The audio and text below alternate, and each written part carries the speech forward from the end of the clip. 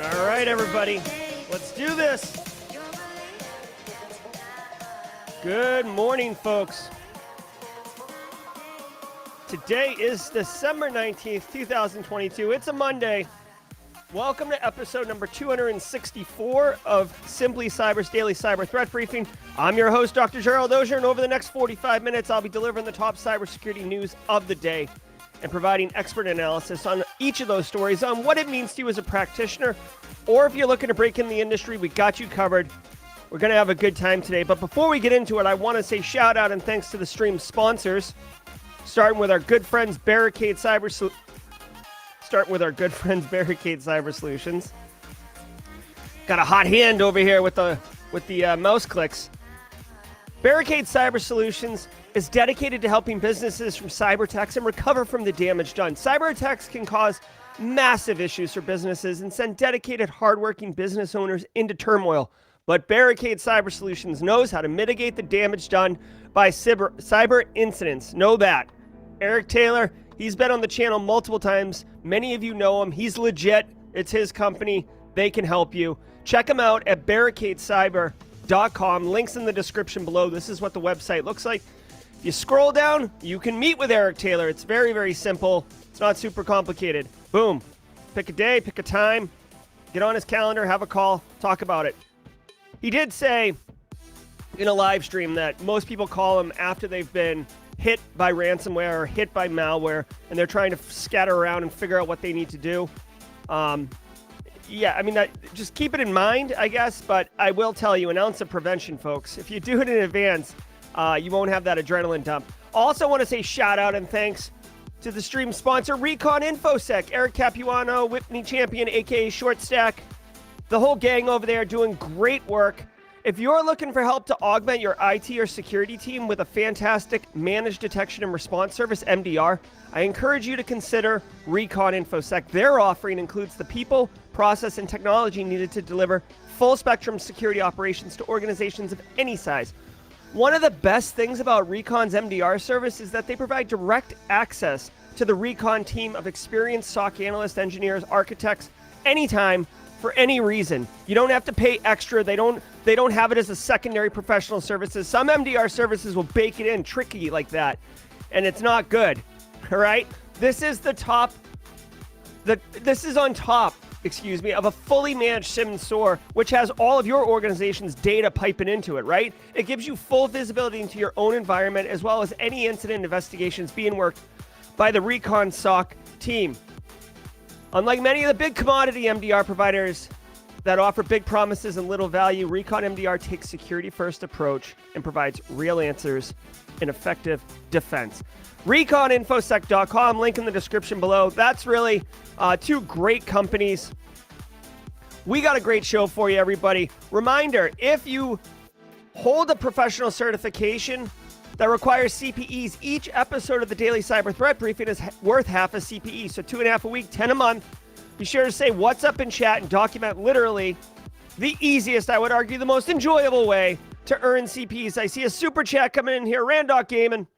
What? Did we just become best friends? Yep. Love it, love it, love it. Thanks so much, Randoc. Good morning to you where you are. Guys, if you're live like Randoc is, Good morning. I see a lot of squad members up in here.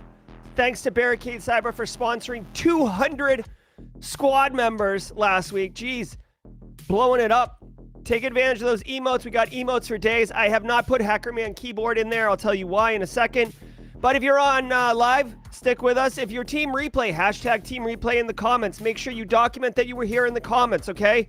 Thanks for catching the stream. Reminder, y'all, you can listen to the podcast on an audio podcast app of choice. The show gets bundled up right after we end every day and put out on, the internets and shows up on audio format. So check that out if that's more convenient for you. I'm up here trying to spit information and help you with your professional goals. So if it's audio for you, let's do audio. No problem, okay? All right, now if you want to jump to the news Team Replay, just skip ahead. But if you're Team Live, what's up? I do want to spend a minute and welcome everybody. Good morning, Will Reed. Good morning, Lucy Samuel. Hey, Alex. Good to see you, Naturally Me. Hit that like button. Thank you, Matt McDaniel. Not only IT, he's yeeting all over the place. You are so dumb. No, that's the wrong one. There we go. Hey, good to see you, D. O'Neill. Love it. Brett Bowen. Good morning, Cyber. Jerry Jr. Love it. Guys, we're going into the final week before the big holiday. Reminder, this is something I decided last night. Monday, December 26th is a holiday for Simply Cyber. There will be no show on Monday, December 26th, all right? Programming note. Just be wary of that. Most people aren't going to be working. I will, try to take a holiday.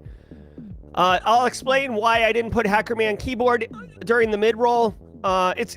He will be coming to the emotes. Don't worry. But it's just I worked probably like 16 hours this weekend on a different project, and it's ready, and I'm going to reveal it to you. So so we'll get into that.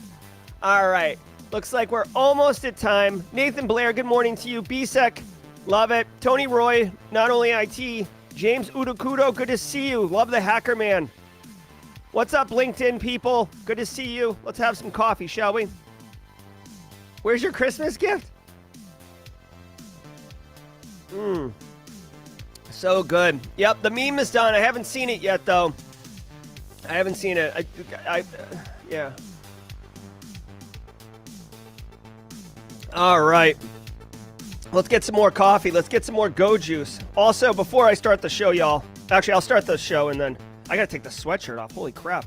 It's like 40 degrees where I'm at, but where I'm like outside, where I'm standing, it's like 150 degrees.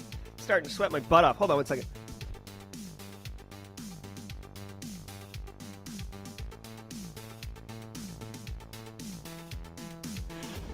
All right, now we're good. All right, let's get into the news, everybody. Sit back, relax. Let's have some fun, shall we?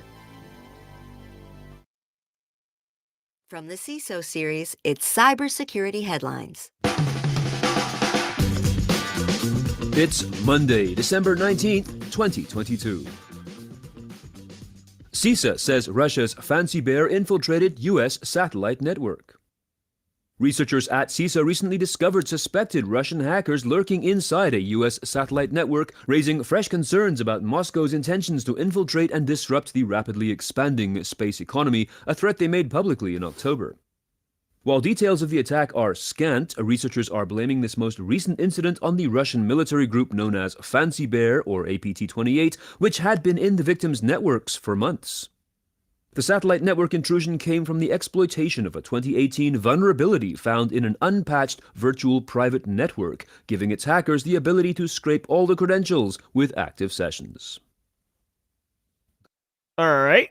So, a couple things here. What? Wow. Okay, so the news is Russia hacked a satellite network, okay? So that's the TLDR, so like water cooler talk or whatever.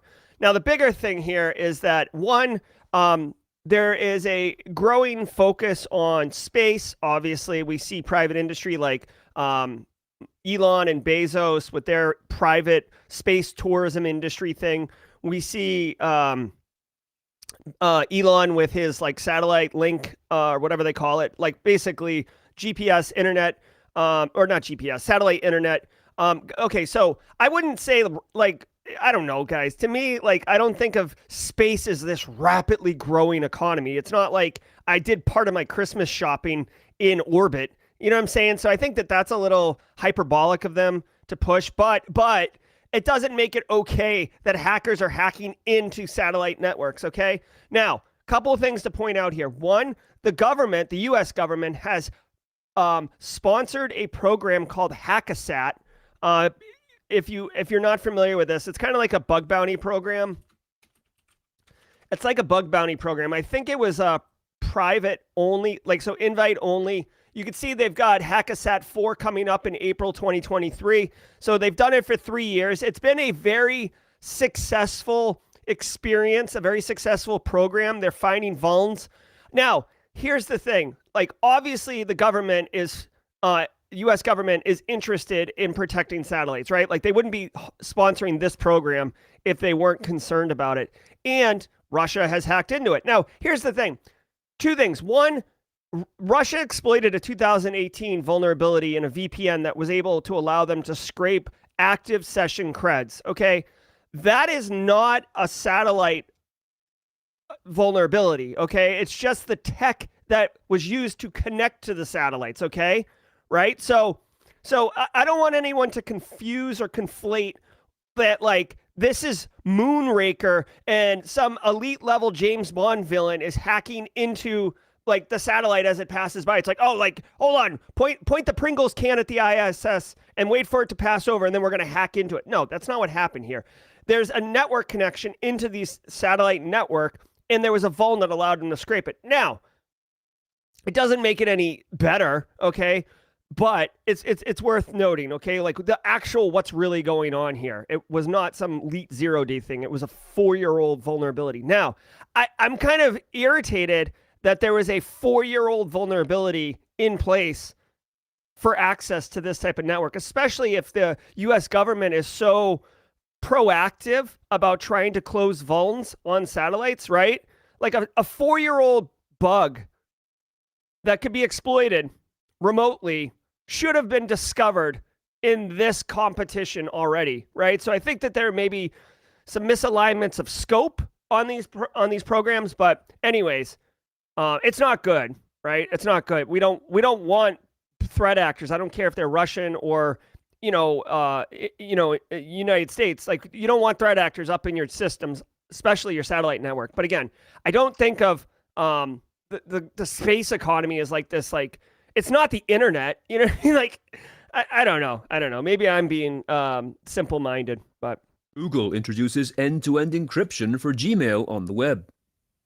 Google made this announcement on Friday that allows enrolled Google Workspace users to send and receive encrypted emails within and outside their domain. Client-side encryption was already available for users of Google Drive, Google Docs, Sheets, Slides, Google Meet, and Google Calendar in beta. But once enabled, Gmail client-side encryption will ensure that any sensitive data delivered as part of the email's body and attachments, including inline images, cannot be decrypted by Google servers. But the email header, including subject, timestamps, and recipients lists, will not be encrypted. Okay, so way to go, Google. Putting end-to-end encryption. This is a great security control. It's very much a client service type control. Basically asserting to customers of Google's, product suite, like Gmail, Drive, Docs, whatever, that they have their data protected and that Google cannot get to it. And not just Google, but if Google gets compromised, whether it's an insider threat at Google or it's APT28, Fancy Bear, they go from satellites to Google servers. Presumably, if they get in and dump data, if there's a ransomware and they exfil or whatever, like Google, you won't be able to get access to your data. Now, you might be thinking, well, initially I was like, okay, like what is the reason, right? Like, I'm so cynical. Great cash, homie. What is the reason? I'll tell you why, I suspect, okay? Google has been making a push slowly but surely to be a real competitor to Microsoft Office 365, okay? They are they are, they are good. I've used both Office 365 and Google. I think they call it Workspaces, is like the official for business product suite. To me, this is good pub because they're like, we love privacy and we take your security seriously. Which is, this is actually rubber hitting the road, but it's also assurance and a nice marketing tool for marketing to businesses to come over to Google Workspaces. Hey, come use Google Workspaces. We can't even access your email. You like, there's secure, like we have security. We take security seriously, right? Guys, we work in security, so we see it all the time. And maybe I'm a little deaf to it, but right now, like cyber incidents are all the rage, right? Like every business is getting punched in the mouth. So marketing what you're doing for your clients to be more secure is a great way to sell your product, right? So that's what I think is actually happening here, but I do appreciate it. I am a Google user, so like in many different ways. So I appreciate that they're doing this. It obviously, you get all the value without any of the friction, right? It's not like I have to issue a PGP key and start signing my emails. It just happens, right? Which is the best. It's not often, guys, in our world where you can get additional risk reduction without introducing friction to your end user, okay? Like that's the dream, right? The dream. That's why people love the face unlock on the phone, because it's barely friction, but it is security, right? Like, like it's barely friction, meaning it's super convenient. Usually you have to trade off some level of usability in order to introduce security, like MFA, right? People are like, oh my God, I gotta do two things. This is killing me, bro. Oh, I gotta reboot my phone to apply patches. Oh, right? People always complain about that. This, you get security without any friction. Good job. NSA cyber director warns of Russian digital assaults on global energy sector. Rob Joyce said Thursday he remains concerned about significant cyber attacks from Russia, warning that Moscow could unleash digital assaults on the global energy sector in the coming months. He said, quote, I would not encourage anyone to be complacent or be unconcerned about the threats to the energy sector globally. As the Ukraine war progresses, there are certainly the opportunities for increasing pressure on Russia at the tactical level. Joyce said there was an enormous amount of activity in cybersecurity this year, and it often felt as if the U.S. was, quote, one bad compromise away from colonial pipeline, end quote. All right, yeah. Nothing like a little fear, uncertainty, and doubt to stoke the flames. Rob Joyce. I mean, I don't blame him. I'm sure he was asked a direct question about Russia and global energy, but we're just one compromise away, like teetering on, like the doomsday clock is one stroke to midnight. We'll see. Obviously, the United States is a first world power with a very advanced cyber capability. We have an amazing intelligence community in the United States. So I have no doubt that there are people and programs working to ensure global stability, and that, threat actors that might try to compromise, global stability through attacking the energy sector are kind of held in check.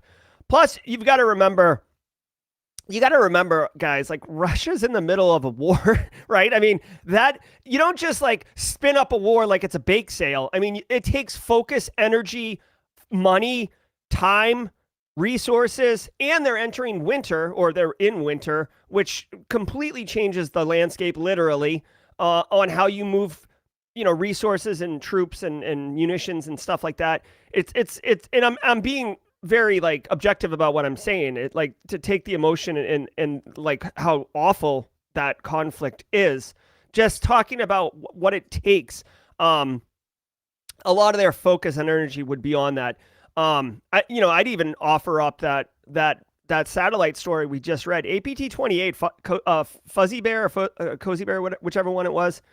That's like one of their main APTs. So if that government is telling their top tier players to go after that, you'd have to think that there's some relationship to the Ukraine conflict, that there's some military value or capacity or resource they're not doing it because it's like the weekend and things are slow and they're like, oh, let's just take out the satellite, right? Like there's probably some type of strategic reason behind it. Okay, so Russia's good at that. I would say Rob Joyce is correct in this.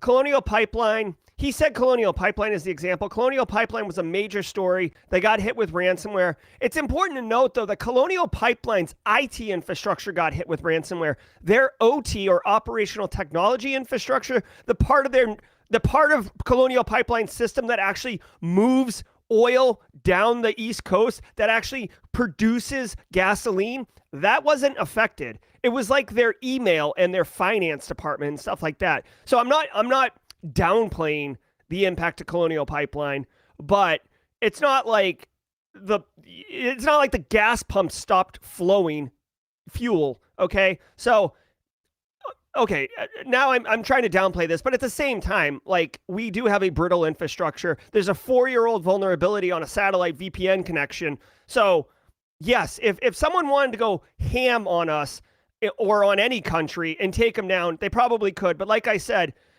in my opinion, from what I have seen and from what I've read, I have a great book. I'll grab it. I'll grab it after the show when we're jaw-jacking. From what I've seen, like, it's kind of like the Cold War was in the 80s. Like, these countries could like really jack each other up, but at the same time, it's such a dependent ecosystem that if you jack them all up, they're going to jack you up, and it's not going to be good for anyone. And you're introducing a lot of potential trouble and turmoil for yourself by making big decisions. So instead, they just kind of move like in the shadows and do like little surgical assaults and things like that, instead of going like taking out, the Texas power grid. Like it doesn't seem like they want to do those type of attacks. I'll grab that book afterwards and show it to you guys. It's a fascinating read. Okay, here we go. Criminals' latest grift: powdered milk and sugar by the truckload. Cybercriminals are increasingly targeting companies in the food and agriculture sector with business email compromise schemes, resulting in truckloads of products ending up in scammers' hands. In a joint cybersecurity advisory from the FBI, the Food and Drug Administration, and the U.S. Department of Agriculture, released on Thursday, officials warned of the prevalence of BEC scams. In one instance, in August, a supplier received a request for a truckload of sugar on credit from a senior employee at an unnamed U.S. company. The recipient of the request noticed an extra letter in the domain name of the address and, after contacting the company, discovered there was nobody there with that name. But others are not so fortunate. Also in August, a food distributor received an email from a multinational food and beverage company for 2 truckloads of powdered milk. The request came from the company's chief financial officer and the shipment was sent. But in fact, the email address did have 1 extra letter in the domain name, and the distributor ended up on the hook for more than $160,000. All right, so check it out. The TLDR here is business email compromise, or fraudulent fund transfer, as I've heard some people call it, but everybody I know calls it BEC, or business email compromise, is a legit crime, a legit threat to your business. Like, if you're listening to my voice right now, the business you work at is a legit target for business email compromise. Ransomware is like, the media darling of cybercrime, but business email compromise is a legit, like, I think I've said this on the channel before, like, ransomware is Michael Jordan, but business email compromise is Scottie Pippen, okay? And if you're under 20 years old, Google it. I don't have like a more current example that I could share with you to make it right. Like, Steph Curry is ransomware, and whoever plays next to Steph Curry, whatever. Anyways, it's legit, okay? And I really feel like a lot of businesses have this concept of like, oh, like, I'm not financial services. All we do here is sell powdered milk and sugar. Like, no one's coming after our warehouse of powdered milk and sugar, right? But that's not the case. Any business, I don't care if you're selling rubber dog poop, or you're selling powdered milk, or you're selling video games, right? Doesn't matter what you sell. You're a business that generates revenue, that has access to cashish. And you know what threat actors like? Straight cash, homie. They like money. So they will go after you. They don't care. So if you think, or if your executive team doesn't want to invest in cybersecurity because they think, like, who the hell is going to touch us? We sell pennies, right? Or we're the company that mints the pennies for the United States. Or we make trim line for weed whackers. Who's going to attack us? I'm telling you right now, threat actors don't care. As far as they're concerned, you make widgets. And that's it. It doesn't matter. You make widgets that make money, and they want your money. So, in this example, read about business email compromise and educate your staff, especially your chief financial officer. I would tell you this, okay? This is a little bit extra information, so get your snake eyes ready, because the more you know. What I would do and what I have done in the past is take this story right here and ask the CFO of your company, unless you work at a giant company, and then maybe ask the director of finance or whatever, and do each region. Ask them if you can be part of their weekly meeting, because they definitely have a weekly meeting, or at least a monthly meeting. And just, can I have the first 3 minutes of your team meeting, please? There is a major cybercrime targeting financial people at businesses that I want to share with you. And then just tell them about this. 2 minutes. They'll love listening to it, because normally they're listening to spreadsheets and, bar charts. This is sexy. They'll love it. And you'll help educate them. I want to point out that this guy got hit for 160 grand for a typo squatting. They basically registered a domain, like simply cyber with 2 R's, and sent an email pretending to be Jerry, right? Or 600 grand. The average, last I checked, the average business email compromise is $90,000. So if you get hit with this attack, high likelihood it will be around $90,000 of losses for you. And a lot of businesses will just eat the 90 grand and move on, which totally sucks, but that's the case. I don't want you or your business to get hit with this. This is a legit attack, and it's way easier, frankly, than ransomware, because you don't have to detonate anything on an endpoint. You literally just email them, and they send you money. All right, let's do the mid-roll read. Simply cyber. All right. And now, a word from our sponsor, 19's.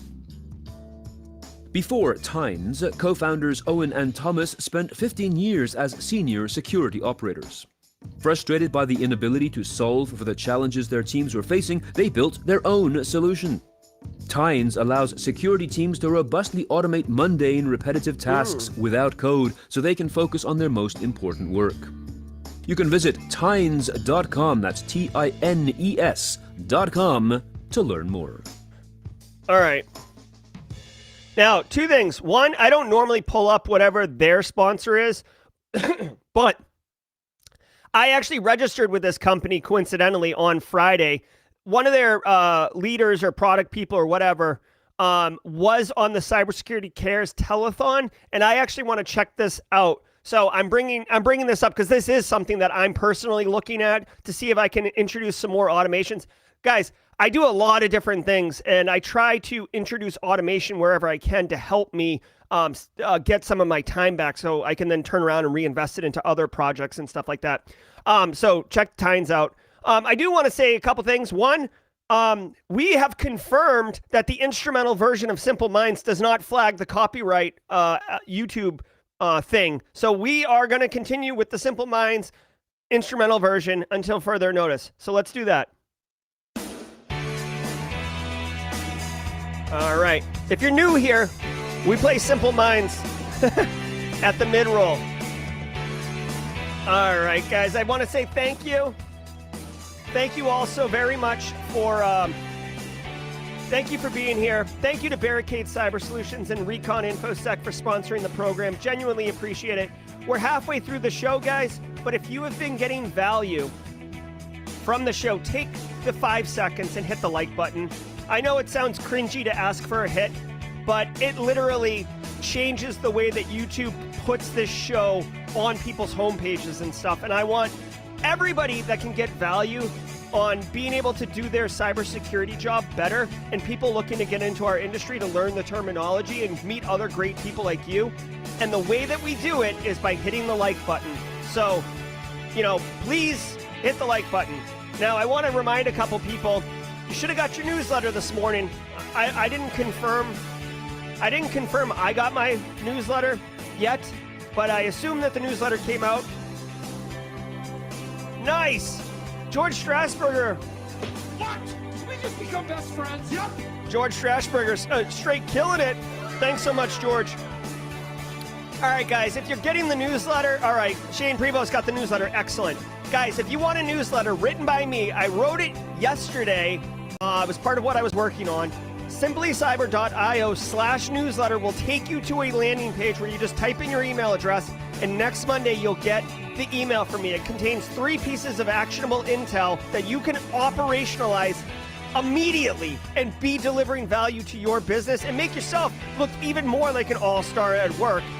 Just let me help you, okay?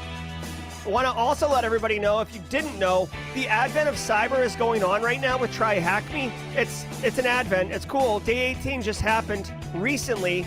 A lot of people, BSEC has been doing streams of him working through the tasks. You can do this. This is absolutely free. It's a really, really cool program. And I just want to remind everybody that day 18 just dropped.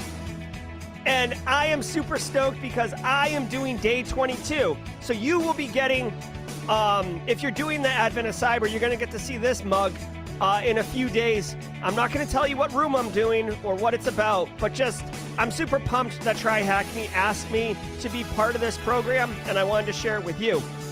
The final thing I want to share with y'all is I worked a long time this weekend. I've been teasing this for a while. This is the GRC Analyst Masterclass, and I want to point out something. This right here is a new module, NIST Risk Management Framework. I cover the NIST Risk Management Framework in great detail. This is an update to the auditing lab. With a full, I go through and execute an audit on the media protection family in the NIST 853, and you do it too. There's a spreadsheet, the works, and here is an update to the risk assessment lab, and it's a continuation of that spreadsheet. We literally open a spreadsheet and we fill out executing a risk assessment. I explain my methodology. Jeremy Williams with the super chat. What? Did we just become best friends? Yep. Nice. I explain my risk assessment methodology. I explain where objective analysis happens, where subjective analysis happens. You can take the spreadsheet and literally go execute an audit or a risk assessment when you're done with the module, okay? It's an update I promised for a while. It took me it took me about 16 hours. It's not 16 hours of video content, but there's a lot of prep work that has to go into this. So I'll be dropping that later this week. I'm just trying to coordinate between TCM and ThreatGen and Simply Cyber. So it's not as simple as just posting a video to YouTube, all right? But it's done. It's done. I just need to coordinate the drop, okay? Thank you all, guys. I do this because I love helping, I love our community, and I love cybersecurity. All right, guys, let's get back into it, shall we? Facebook ups its RCE bug bounty program. Meta has updated its bug bounty program to offer up to $300,000 to security researchers who report vulnerabilities, allowing attackers to remotely execute code on its mobile apps, the company said on Thursday. In a newsroom post accompanying reports about the threats facing Facebook and Instagram users from spyware and covert information operations, Meta said it had so far this year paid out $2 million in rewards to researchers from more than 45 countries. Out of about 10,000 reports made to the company, Meta offered rewards to more than 750 submissions. The company has paid out more than $16 million for more than 8,500 reports since 2011. Fire. All right. Okay, so a couple things here. One, way to go, Facebook, for having a legit bug bounty program. I don't know if they run through HackerOne or BugCrowd or one of those platforms. Usually they do, but they're offering bounties up to $300,000. Now, obviously, you're not going to get $300,000 for finding, some type of like typo on their website or something like that. But remote code execution is really nasty. If you find a vulnerability that is remote code execution, that means you're able to execute or exploit a bug, right? Well, you found a bug, right? And if you exploit the bug, you can execute code on the machine, and you don't have to be there. You can do it from the internet, from anywhere in the world. That's what remote code execution is. Now, if you pair it with what level of access do you need? Sometimes you'll hear unauthenticated remote code execution. That's the worst, okay? That means anyone, anywhere can go kick a hole in something, okay? Like log4shell, or log4shell. That was an unauthenticated remote code execution, technically, right? I didn't really hear anyone executing anything, but you were able to reach in unauthenticated and get the log4j module to respond to you, okay? So it's nasty business. That's why they're offering the most money for that bug. It does say that Facebook has paid up to $2 million this year, and Google's awarded $8.7 million. So I guess all I would say is two things. One, if you're looking to like get, kind of stretch your legs, hack a little bit, there's tons and tons of businesses, not just Facebook, that are offering bug bounty platforms. Anyone can sign up at HackerOne. I'm on HackerOne. I was actually screwing around this weekend with learning some tools in hackingamerica.gov, which is a client for HackerOne. But you can like stretch your legs and learn some stuff. And I want to point out, don't think just because Facebook is massive that, all the bugs have been found. You've got to remember, James Steele with the super chat. What? Did we just become best friends? Yep. Thank you so much, James. You got to remember, guys, these businesses are constantly deploying new technologies, constantly doing configuration changes, constantly changing stuff. So just because someone scanned something yesterday and you are going to like, don't think like, I'm not going to scan it today. Like it's like everybody's already found the low-hanging fruit and I'm not really good enough to find it. No, give it a shot, get in there, bang on some stuff, because I'm telling you, things happen all the time. Like new stuff deploys all the time. Now, the final thing I'll say about this is, and Mick Douglas is going to be my guest this Thursday. We could talk about bug bounty programs. It is fun because you can, basically give yourself a job and hack on stuff. But I always find it interesting because of what the market economics of bug bounty is, right? Like Facebook, instead of hiring a team of security researchers to hack their stuff, Facebook has, thousands of people worldwide working to find bugs on their system, and they only pay them if they find something, right? So for Facebook to have only paid out $2 million in rewards this year for 10,000 reports, right? Facebook's getting wicked cheap labor, basically, is what I'm saying. All these companies are getting wicked cheap labor, but the trade-off is that anyone can hack on it. Anyone can kind of like get experience, right? If you're looking for experience in the industry and you don't know how to get it, doing bug bounty is a great way to do it. All right, let's keep rolling. And rescue service in Victoria, Australia confirms cyber attack. The Acting Commissioner of Fire Rescue Victoria, FRV, Gavin Freeman, revealed that the outage was first observed between 4 and 5 a.m. on Thursday.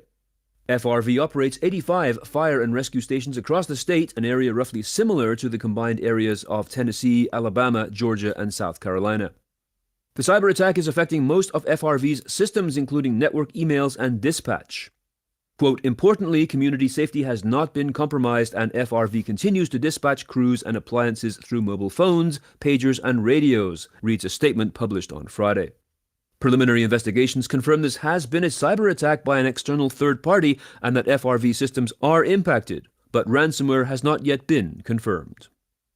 All right, real quick here, I want to talk about, because I see the chat here about bug bounties. Okay, a couple things. One, okay, so Kimberly asked can you make a career out of it or is it a side hustle? I will tell you this. There are people who make a lot of money and it's like their full-time job. However, I would almost consider them like celebrities in the space, the upper 1%, right? Like Jason Haddix is really well known and he's a really cool guy.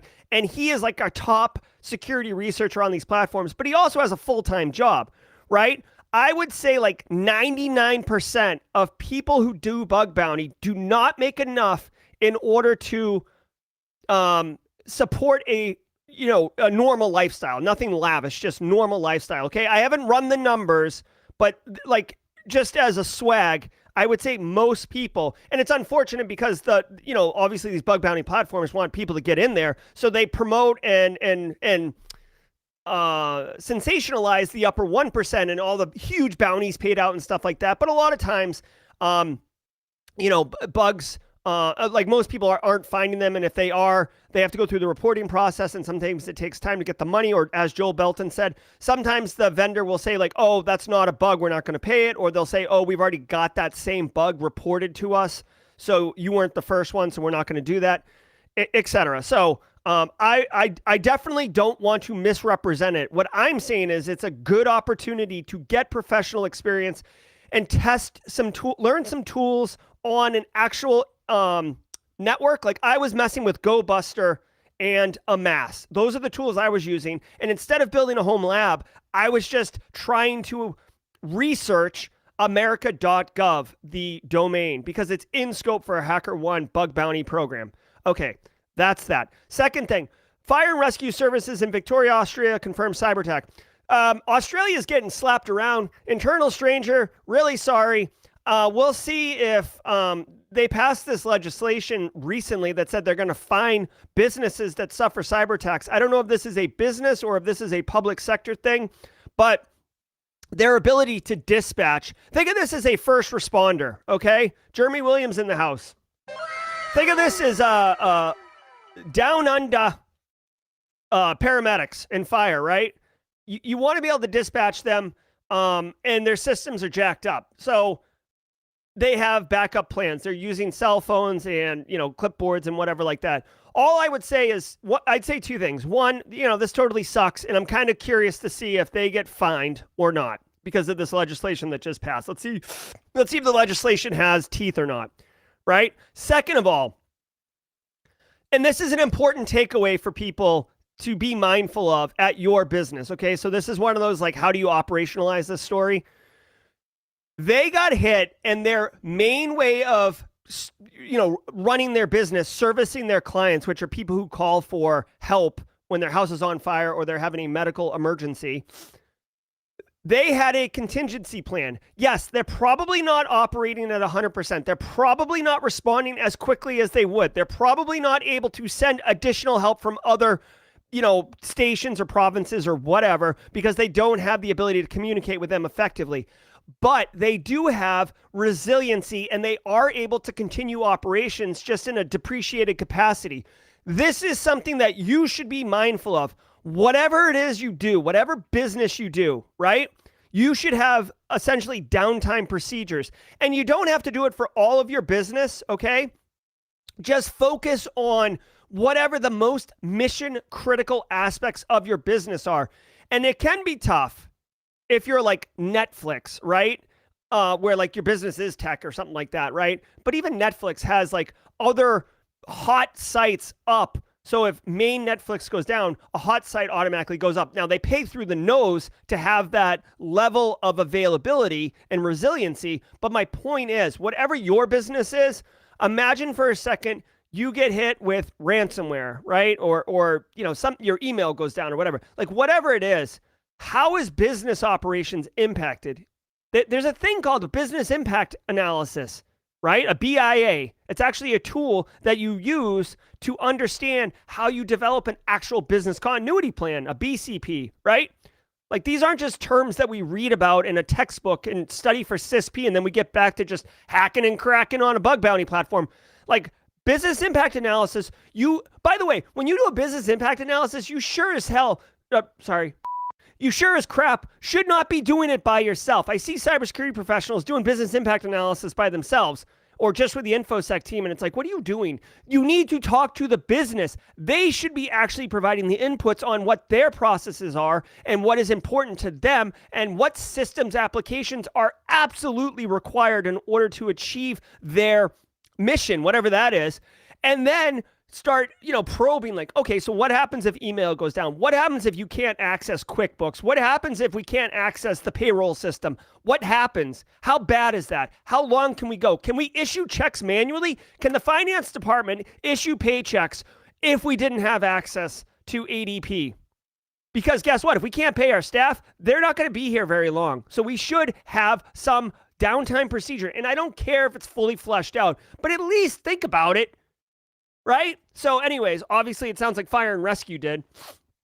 Down in Victoria. Oi, oi, oi. Good on ya. Resilient releases year-end vulnerabilities recap. Released just this morning, Monday, the recap document lists some of the most prominent vulnerabilities of this past year. These include the privilege escalation vulnerabilities PwnKit, PWNKIT, and Dirty Pipe, the zero-day remote code executions Spring for Shell, Proxy Not Shell, and Spooky SSL, as well as a few others. The report describes these vulnerabilities along with their CVE numbers, features, and of course, recommendations for remediation and mitigation. Last week in... All right, so there was just a little bit of a roundup. No big deal. Like, it's like everything else. At the end of the year, there's all sorts of retrospectives, like year in review, vulnerabilities year in review, and then there's all sorts of like, here's what's happening in 2023. This is just an opportunity for us to reflect and think back on the major vulnerabilities. Proxy logon, zero logon, log for shell, right? These were some really crappy ones that people had to deal with. I personally didn't have to deal with it.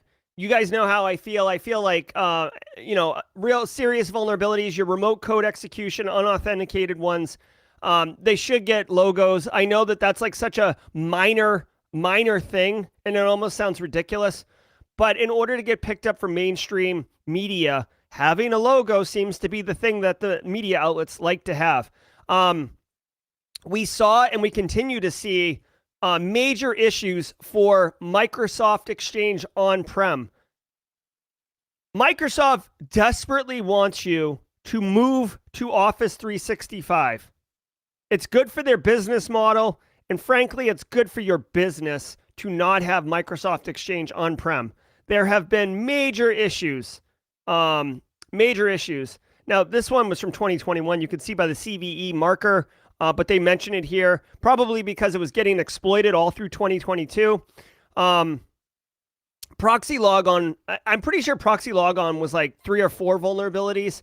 And, that was one where people are like working over the weekend once that vulnerability dropped, because it was just nasty business of exploitation.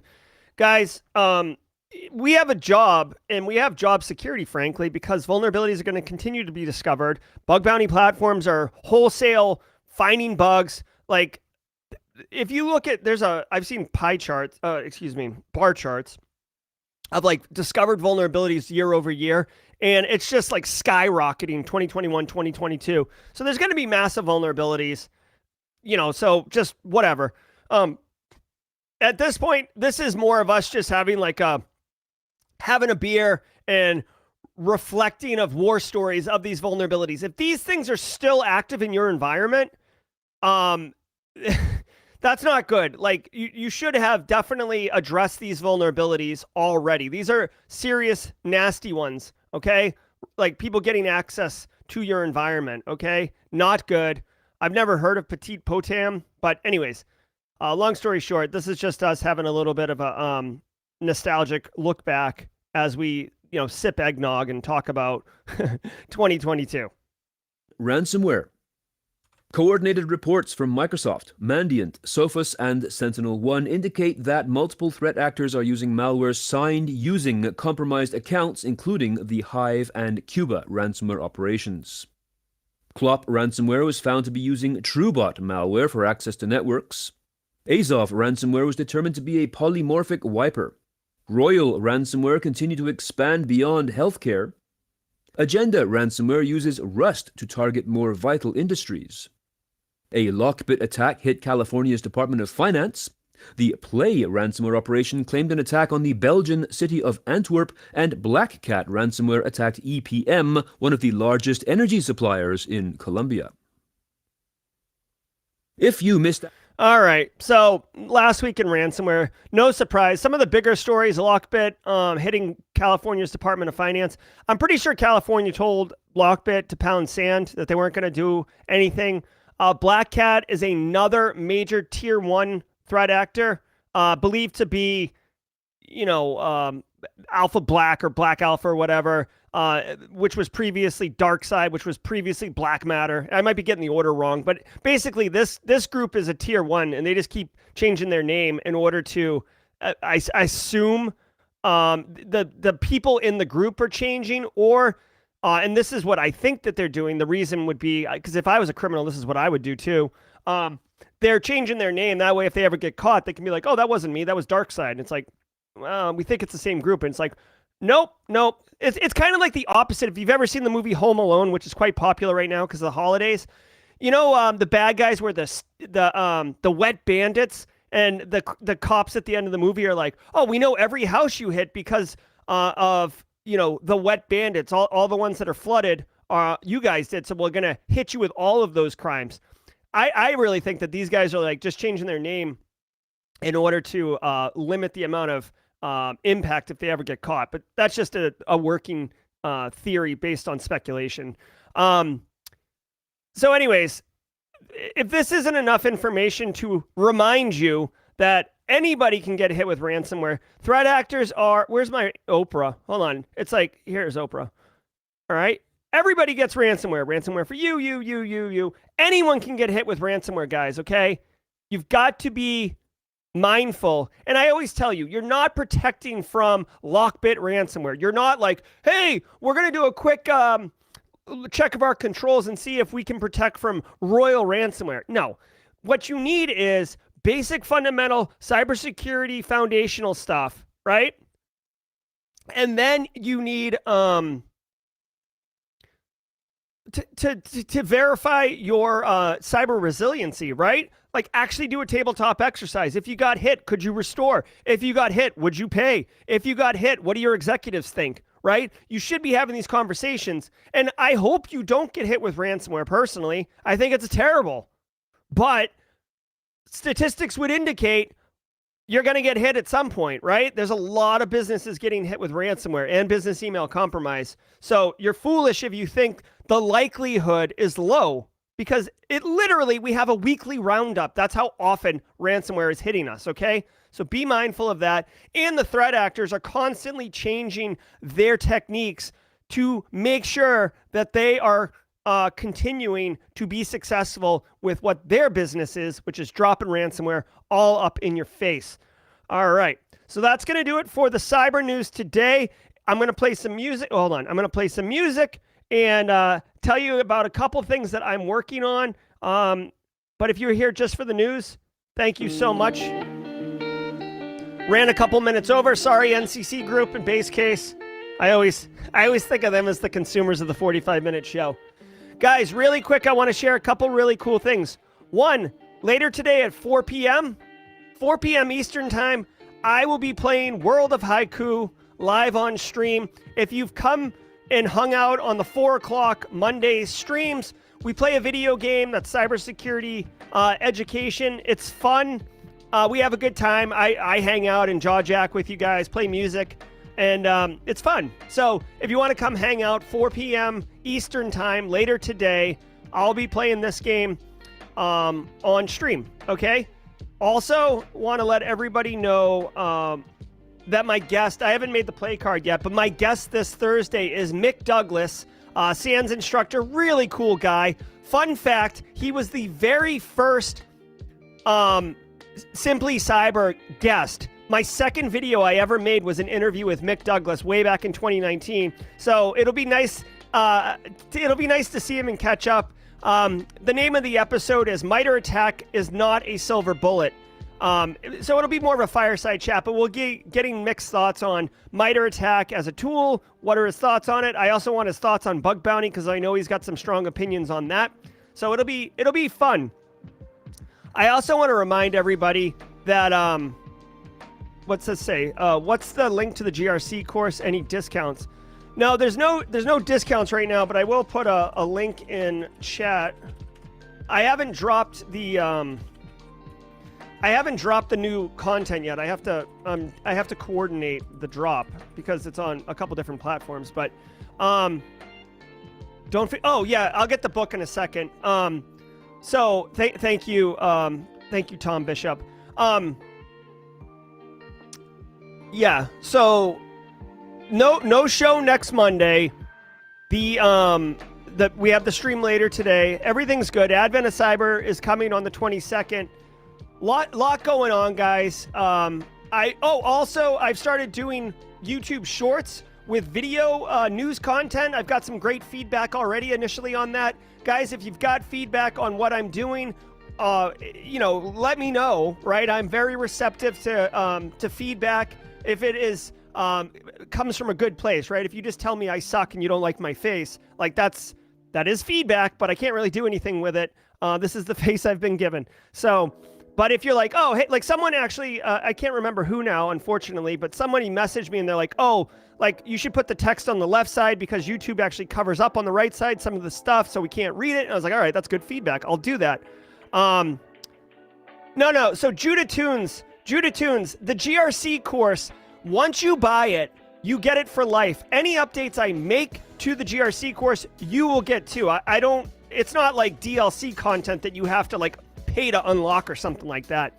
The GRC course is what it is right now. I kind of wanted to add a video on ISO 27001 and maybe re-record the Let's Learn or Let's Do Information Security Awareness video, but like the audit lab and the risk lab were big pieces of content that I've been promising for months, and I needed to get it done, and I'm tired. I'm tired. I am working on a new course. It's like Cyber 101, essentially, and that's going to be a huge course. That's like, essentially, it will be a full college semester course offered through Simply Cyber, and it is designed for really anyone. But if you're like, oh, I want to work in cyber, or I need to know more about cyber, or whatever, this course will be comprehensive. I will go into detail on all the aspects of cybersecurity. Okay, so when you're done with the course, you should be really well informed, because if you say I want to work in cybersecurity, the next question someone's going to ask you is, well, what do you want to do? And most people are like, I don't know, like hack, I guess, is that what you do? And it's like, no, there's so much going on. And you know what? There's a lot of things that people don't tell you in textbooks, right? Like academic slides will not tell you that, corporate governance and culture actually depends on how successful you are on implementing a cybersecurity program. Or it won't tell you in the book that Carl is likely to put shadow IT on his network, right? Or how do you have a conversation with Carl? Like, so I'm going to get into all that. It'll be fun. But dude, that's probably like 25 to 30 hours of content. And that's just the video content. That like it's almost like 4x when you're trying to map out how much time it takes me to develop that content. So that's my big plan for 2023. If we're talking, let me go grab this book really quickly and show you guys. Please talk amongst yourselves. I'll be right back. Hold on one second. Hold on. Let's get something a little bit peppier, right? It's the holidays, man. There we go. Give me a second. I'll be right back.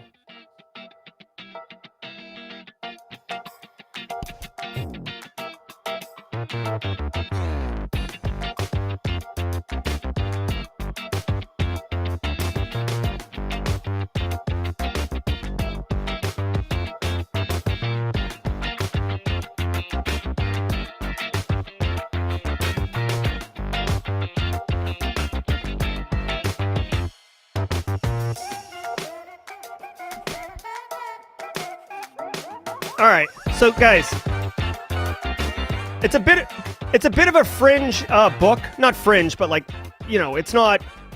This is how they tell me the world ends, or Sandworm. But this book right here, Scott Jasper's Russian Cyber Operations, very interesting read. Okay, it's not that thick. It's a couple hundred pages, maybe. What is this? Yeah, 200 pages. Really? Oh, Randock Gaming with the super chat. What? Did we just become best friends? Yep. This book is a little dry. Okay. But what you do get out of it is how Russia has approached globally and from a diplomatic perspective how they Randock Gaming with another super chat, just dropping bombs over here. What? Did we just become best friends? Yep. Okay, so it's on Audible. BSEC is saying, so check it out. Like, basically what you get for value out of this is that you understand, like, guys, Russia has hit Ukraine multiple times before 2022, okay? They shut the power off on Ukraine in 2014. Randock Gaming. What? Did we just become best friends? Yep. Little super chats all over. So Russia took the power grid down in Ukraine in 2014. Why was that not an international, why was that not considered an act of war, right? The United States did Stuxnet, right? Why was that not, well, I mean, I don't know if it's confirmed. I think it's confirmed at this point, but why was that not an act of war, right? So this book kind of explains how the United Nations and how the politics and the globe, this is not a tech book. This explains how the world powers are handling cyber as a military capability, and the fact that there's no geographical boundary stopping people from going into other people's, provinces. It's fascinating, frankly. So that's just a little side thing. I read this book about 2 years ago, I think. I don't know when this was. Yeah, Auger. I even wrote my name in the book. Auger 2021. So it's just about a year old. Great book. Give it a shot if you're interested in getting a little bit deeper into the topic. All right, guys. It's been good. It's been fun. I want to thank all of you. Randock Gaming with the super chats dropping bombs. George with the super chats dropping bombs. Really appreciate it. Guys, it's Monday. I'll be streaming later today. I got some work to kind of knock out. I will be dropping the GRC content no later than Wednesday. Okay? No later than Wednesday is my commitment to you. Thank you all. Yep, Tom Bishop, beta testing. I've had a couple people reach out to me at beta testing Cyber 101. I appreciate that. That'll be definitely well received. It's just I've got all the content for Cyber 101 developed, right? I've got the slides. I've got the course outline. I've got it built out in the Teachable, which is the platform that delivers the education. I just need to record the videos, and then I have to make quizzes and homeworks and it's work, guys. It's a lot of work. It's not easy. Oh, actually, that's another thing I totally forgot. We have another video drop today. It's probably happening right now. I just jaw-jacked right through it. Right? Oh, man, so I missed it. Retail to Cyber. Hopefully you guys got value out of it. I did a premiere. I missed it. But anyways, if you are interested in Retail to Cyber, here, put a link in there. Can't believe I missed it. What a donkey I am. This is for Jerry. You are so dumb. You are really dumb. For real. Seriously, what a donkey I am. Guys, I just have so much going on that there's things I do that I just forget about. So anyways, I did this video, Retail to Cyber. I talked with Mia Kralowitz. This woman is amazing. Amazing woman. Great story. If you work in retail or you know someone who works in retail that's looking to get in cyber, hop on this, share this video. This is part of my video series of basically anyone. Randock Gaming, thanks so much for the super chat. What? Did we just become best friends? Yep. Genuinely appreciate that. Guys, I have been working my butt off making these videos where anybody from any particular walk of life can get into cyber. Retail, religious leader, paramedic, stay-at-home parent, hospitality, food and bev, right? And guess what? I got news for you. I just heard back from my editors. Mechanic to Cyber is ready to go. Pharmacy to Cyber is ready to go. And there's another one. Oh, marketing to Cyber is ready to go. So I will be posting those soon. We'll do the premiere. It'll be a good time.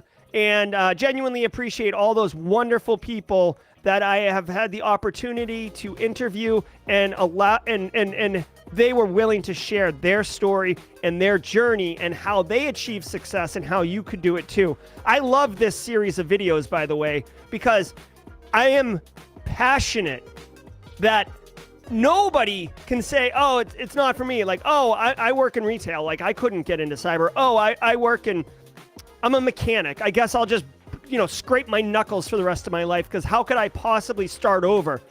There are stories of how you can do it, and I want people to realize that they don't need to start over. There's a lot of transferable skills, all right? So that's what's going on with this. Guys, that's going to do it for the stream. I want to thank all of you very, very much. We will see you today at 4 p.m. Eastern Time, and if you're just into the news, we will see you tomorrow morning at 8 a.m. Cheers, everybody. Whoops, probably going to get a copyright for that. All right, bye, everyone. We'll see you in a bit.